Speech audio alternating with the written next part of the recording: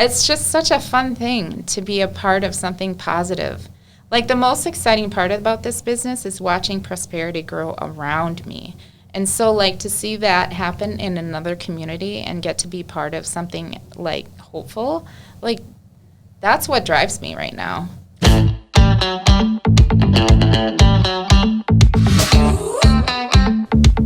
This is the Buffalo Community Podcast, all about the greatest small town in the USA, the people in it, and how it all works together.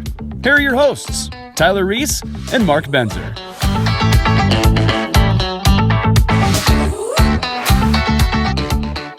Hey everybody, it is the Buffalo Community Podcast, and we are approaching episode 100. This is episode number 98. We're getting very, very close to that benchmark. But we've got a great guest in here with us. It's Jennifer Smail of Cuddigan Leather, designer, creator, and I guess new resident of downtown Buffalo. Yeah. Welcome. Thank you for coming in. Yeah, thank you for having me.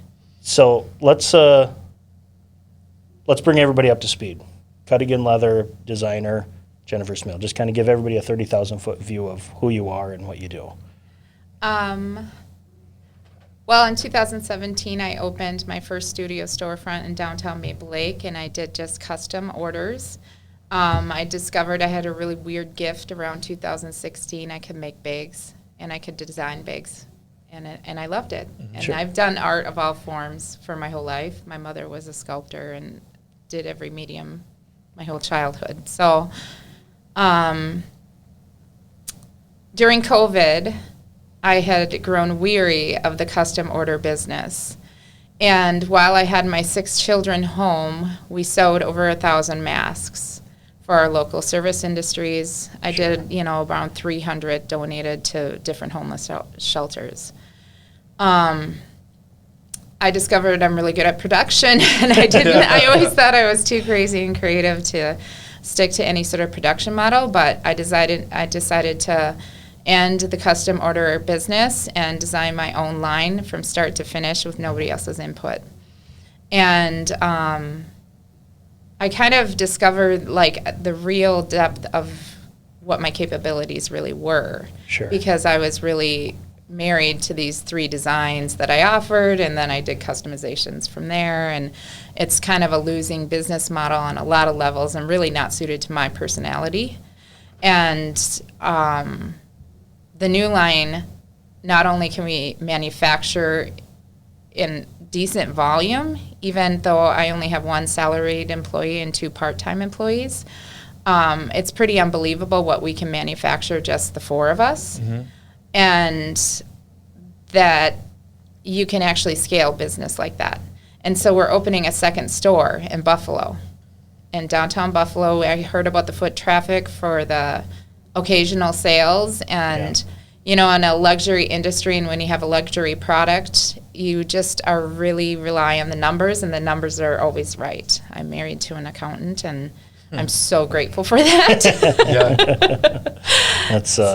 Yeah. That's an advantage of being in business and kind of starting and then branching out of, you got the numbers right behind you, and that's good. You can bounce well, off and, I have to make I'm an willing to appointment with my pivot, accountant. and I think if you're passionate about what you do and you really want to follow that goal to the end, you have to be willing to change and grow and evolve.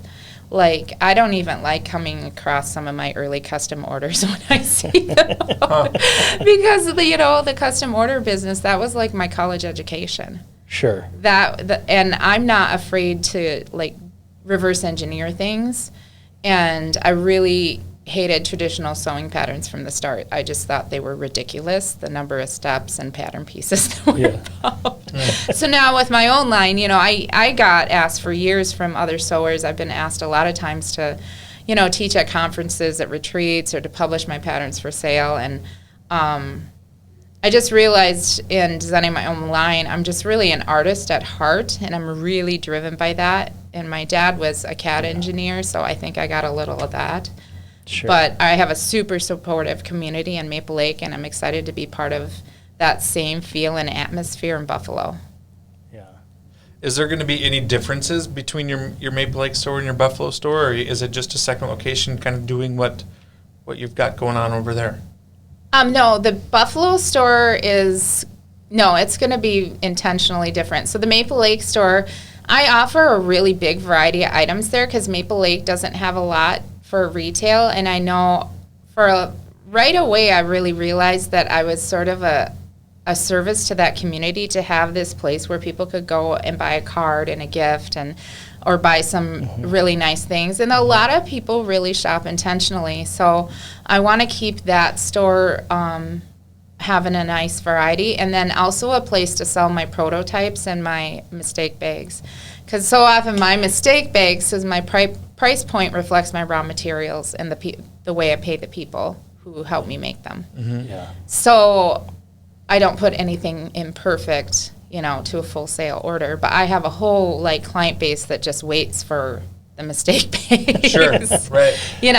And so Maple Lake will be like the outlet store plus a little other stuff, and I try to buy mostly as much as I can made in the USA. Knits and sweaters are really hard to find made in the US, but the Buffalo store, however, I will not be carrying clothing because there are other clothing boutiques. I don't find it necessary to compete with them. And I'm only having 3 very choice vendors. And everything has to be completely made in the U.S. and artist derived. Sure. So I'm really excited. I'm excited to be something different. It'll feel like, Americans want a ready for retail product. They want something they can just grab off the shelf and go, but they also want everything Pinterest, cool, and handmade. Mm-hmm. Right. Yeah. Some would say we want it all. Yeah. I know. Yeah. So, and I have a really cool vibe. I really like the play on hard and soft. It's really industrial because the building where I manufacture the bags in is a historic manufacturing history. It used to be the Carlson Doll factory, and then the company that bought the Carlson Doll facility and equipment went on to become Minnetonka Moccasins. And now I know when my landlord told me that, I was like, what? Yeah. Are you in Canada? Yeah, for sure. Yeah. So I like to be a part of preserving that. Mm-hmm. I think some people kind of lost a little hope in the American dream over the COVID thing. So when people come in our shop and see that our business is scaling upward, it's like this sense of relief and just joy, and that's the most rewarding. Yeah, and it hasn't gone unnoticed. You're up for a Fashion Group International award in your category. Tell us a little bit more about that. Well, just through a series of doors opening, as I told you earlier, that I ended up being a finalist for the Rising Star Award for Fashion Group International. And Fashion Group International is like the business behind fashion, like 42nd Street, New York, Fashion Week, Fashion Group International. And the Rising Star Award is noted for launching the careers of a lot of really big names like Bobbi Brown and Tommy Hilfiger. And somehow, by the grace of God and a million little doors opening that I didn't imagine to trip into, I became a finalist. And so I'm going to Manhattan May 10th for the gala award ceremony thing, and when they give them all out. And so there's 2 Italian shoe designers and 2 other bag makers or bag designers. Cool. In my category. Yeah. But it was really, I don't even care if I win, honestly. I've already won because, having been self-taught, and people in real fashion start to notice you, you have this whole thing in your head, I don't have a degree in design. And I'm Right. But I've discovered, in the real world and in the real world of art and fashion, if you have the gifts and talents and the drive, they really don't care what your background is. Right. And so for me, opening the second store, it just really legitimized who I was and what I'm doing. And, and I really feel like it's kind of the new industrial revolution. And as a business owner, it's my responsibility to help keep that American dream alive. Cool. And as you talked too, you said bag maker, which you are. Mm-hmm. Oh, yeah. But I still you're have a to designer, manufacture. right? You're a designer, and that's what the award is all about. But I guess that kind of speaks to the fact that everything you do, everything that you sell is designed and manufactured by you in your shops. Right. That's pretty rare, I would imagine, and is that something you envision that you'll be able to continue to do as you scale? I mean, is that important to you that it stays that way? It's important to me. Yeah, it's very important to me.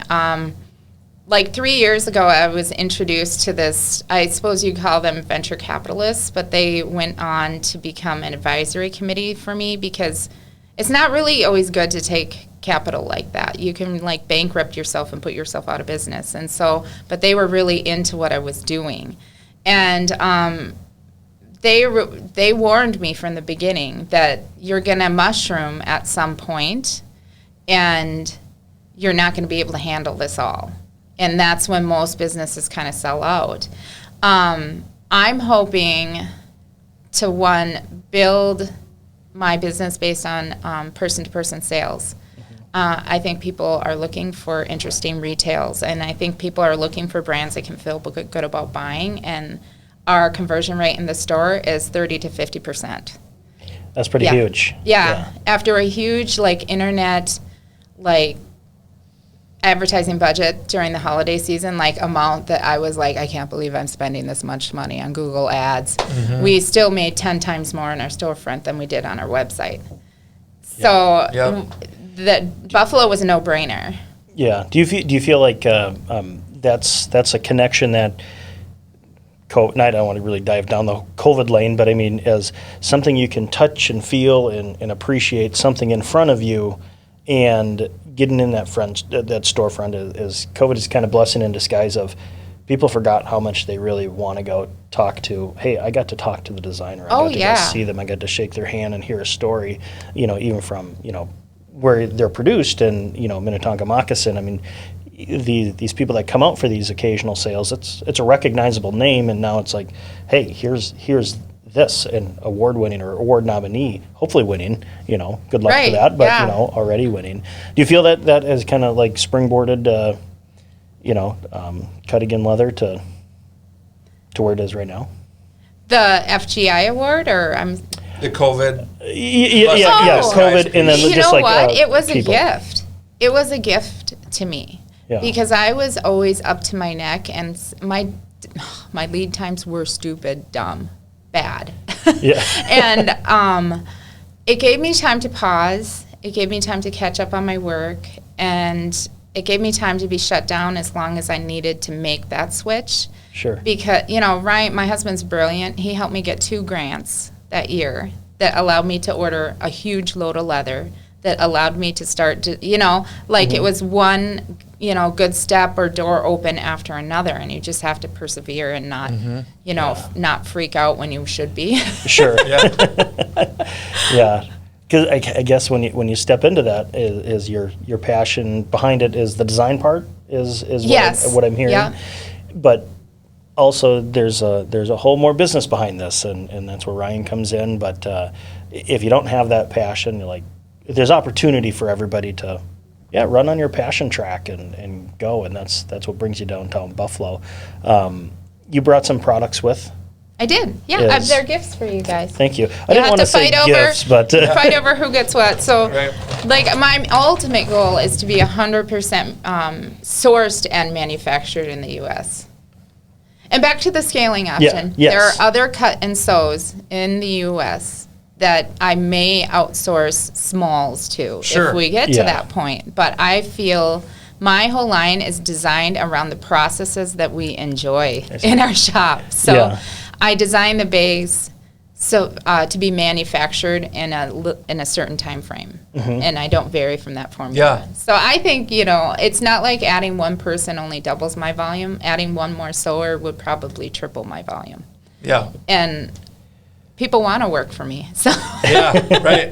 These are beautiful. What I appreciate is your honesty of your lead times. They're just dumb. I mean, but when you get a feel of the quality of behind it, because some people overpromise and underdeliver, but not too many people can just be straight with themselves of you're going to wait a while. But I'm glad it's getting better on the upswing of that. It's just so satisfying to it's so the cart was in front of the horse for like 3 years straight. Right. Sure. And to have that reverse, it's it gives me more energy to like keep doing it, you know? Yeah. And then in the back of those, so in downtown Maple Lake, I'm going to plug our town a little bit. Next door to me in 46 Birch Avenue, it's like totally restored building, the original general store. And the second retail space of mine is a wine bar owned by another local gal who's really cool, no TV. She only plays vinyl. And so whenever someone buys a bag at either of my stores, they get a free drink card. That's for awesome. King's 46 Wine Bar. Oh, that's awesome. And she serves really nice light food and Yeah. really good homemade soups and Like- fancy German beer if you're For that lunch? type. Yeah. No, she's open Tuesday to Saturday, 5 to 10. Okay. Cool. We'll go for a nice afternoon snack. Yeah. So you guys got a little drink card there. Right. Thank you very so much. This Yeah. is great. In your I guess fashion, everything, this kind of whirlwind of you're meeting new people and opportunities. I mean, have you met anybody like famous, like, hey, in the leather world, like this is the cat's meow? And maybe the answer is no. I don't know. So the gal who interviewed me when I did like the second round of interviews or whatever, she is the creative director and CEO of Macy's Women's. She's a French gal and a long history in design. And she like interacts with me on Instagram and stuff all the time now, and I really geek out over it, because she's in the business end of it too, Right. and I really enjoy business. I Yeah. mean, I couldn't have lasted this long Right. if I didn't enjoy Yeah, business. exactly. Yeah. Yep. That's fun. That's fun. So maybe not famous to some people, and there were a lot. Like when I did that interview with her, there was probably 13 other famous designers, and I know a few celebrity like stylists were in the interview, but I don't know. I don't want to disqualify myself by. I don't know if I'm supposed to tell people Like who was name in dropping. that. Sure. Yeah. Right. Okay. There was all these rules about like when I could announce it. I knew it like 3 weeks before I could tell my Okay. people, and that Yep. was a really weird, Oh. difficult time because like certain magazines own their trademarks. So like Women's Wear Daily like owns the trademark. You know what I mean? Like, Yeah. Sure. And so I just err on the side of caution. Yeah. Sure. Well, do you have some social media platforms that you're there where people we're can on follow you? Yep, we're on Instagram, Facebook, and then our website is www.cuddiganleather, cuddiganleather.com. Awesome. Great. I like that. It's like it is kind of interesting when you get into that next realm of we're small Midwesterners here, but then you get into like New York City, like, oh gosh, there's all these rules. Like I just thought we're just a little shop here, but like this is like legit. I enjoy hearing stories like that, and it wasn't the first. We had a guest earlier today that they dealt with prototypes of products, and they're like, well, a lot of our business we can't talk about because that's in production for Right, big right. client X, which is kind of fun of hearing that similar story, Right. but completely two different businesses. Yeah. How long did it take you to get over that? You kind of hinted down the road. I use the term imposter syndrome. You're like, I don't have a designer degree. I'm going to New York. I don't maybe belong there. Like how did you get past that? How long did it take? Do you still wrestle with it? Yeah, I definitely still struggle with it because so my original, I guess, what got me interested in bags was through my high school years, our Buffalo Girl Scout troop, they took all of us to the Bonja Waters for like multiple days and weeks every summer. And that was like a huge formative thing in my life. And I'm super grateful for Brian and Sherry. But so I love fashion. I have good taste. I know style, all that. But I have 6 kids. 5 of them are sons.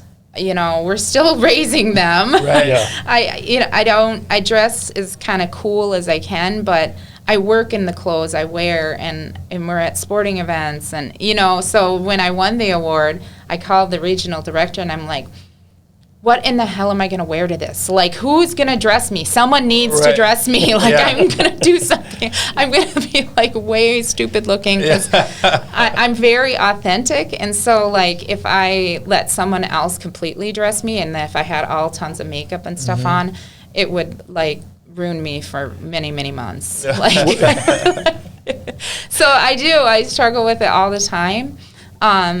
But as my bags become finer and my product becomes better, I try and rely on that confidence. Like, I do this. Right. Like, and it's okay if I don't do all that. Yep. And I think the people around me get that. Yep. Yeah.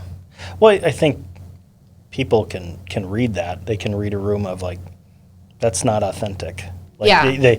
they realize, like, if I was wearing a tuxedo right now, but nobody offered a tuxedo to me, but that would be, I'd be, hello, welcome to the Buffalo. You know, people can read that.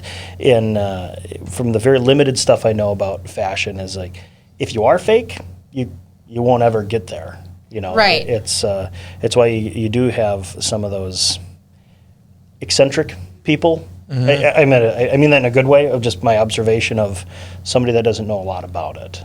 And I think you come across as authentic, and, you know, this is great, and it comes across in your product as well. And that's bison. So American bison. I'm working with a tannery in Montana, actually, to have my whole line of bison custom made for us. Because that is 100% Cool. grown and tanned in the U.S. Go bison. This might be a dumb question. Is there a difference between, you know, leathers of what you prefer of, I guess, durability, ease to work with, anything, you know? Yeah, bison is 40% stronger than bovine. Okay. So, and it's a pain in the butt to sew. So, like, our Sure. bison stuff is a little bit more expensive. And it's kind of seasonal and hard to obtain. So, like, that, you know, that's a cash and carry mini. It's just, our goal is to be zero waste. So, like, most fashion manufacturers, it's like 25%. Sure. They're a huge polluter. But that's not practical to me either. So, that leather is, it's super thick and tough, but it's beautiful, and that way I know exactly where my product is coming from. Yeah. Which not many brands can say that. Right. Agreed. Sounds like an awesome company to get behind, and I think you guys are going to be just a tremendous addition to our downtown. Something different, something that can't be purchased on Amazon, and I think that's what we need. Is, you know, like, there are certain spaces that you just can't compete in. Right. But I think unique, handmade, great products. Not that it has to be handmade, but I just think that's what it's going to take. And I really need to add at the end that I could not do any of this alone. Like, I have a really supportive network in-house and out-of-house. Like, my sewer, she's unbelievable. Like, I study her for time management help. I'm like, how do you work so fast? And accuracy, like, our stitching is impeccable. She's amazing. And now I have a new office manager that's helping me keep all the business balls afloat in the air. And last fall, I was able to hire my brother as a salaried employee to be our production manager. And he does all our cutting on a laser. And then, of course, my other business partners, my husband and Todd Green, who's just another dreamer who, you know, offered his long life of business expertise to me. Is it fun being your brother's boss? Yeah, my brother's 13 years older than me, and, like, the nicest. So it's really fun? Yeah.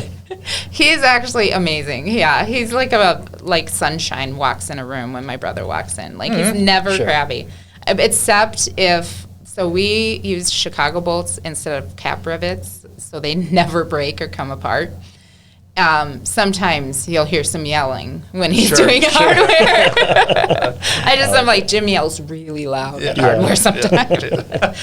That's very fun. Well, as we wind down here, is there one final thing that you want to tell the local community? Just thank you for keeping my business alive. And it's just such a fun thing to be a part of something positive. Like, the most exciting part about this business is watching prosperity grow around me. And so, like, to see that happen in another community and get to be part of something, like, hopeful, like, that's what drives me right now. Awesome. Because it's a lot of work. Yeah, no doubt. Where people find your store? I don't know if we touched on that. It's just in downtown Maple Lake, across from Clover Meadow Bakery, if you've heard of her. She's like this allergy-free guru. And then in Buffalo is? It's across from What's the Scoop. See, I tell the treat store because people can, like, people know where that. Yeah. Yep, absolutely. Awesome. Cool. Is it open yet? The Buffalo one? Yeah, okay. The 3rd. Like a soft opening weekend. Sure. We should have it mostly ready, but I know we'll have a couple light fixtures missing and stuff. Cool. But we gotta start making rent. Yeah. So come shop. Come shop. Well, thank you again for coming in. It was a great pleasure to get to know you a little bit better. For the Buffalo Community Podcast, I'm Tyler Reese. And I'm Mark Benzer. I'm Jennifer Smail. Thank you very much. Thanks for listening to the Buffalo Community Podcast, produced by Edlund Media. You can find us on Facebook and YouTube, as well as anywhere you listen to podcasts.